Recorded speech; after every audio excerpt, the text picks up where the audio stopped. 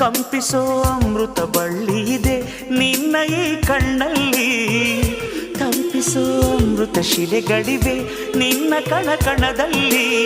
ತಾಜ ಮಹಲ ಕರಗಿಸಿ ಎರಕ ಹೊಯ್ದ ರೂಪಸಿ ಹೊಗಳ ಮಾತುಗಳಲ್ಲವೇ ಅಲ್ಲ.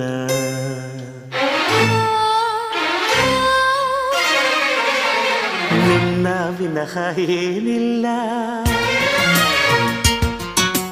ಪುನಃ ಪುನಃ ಕೇಳಿದ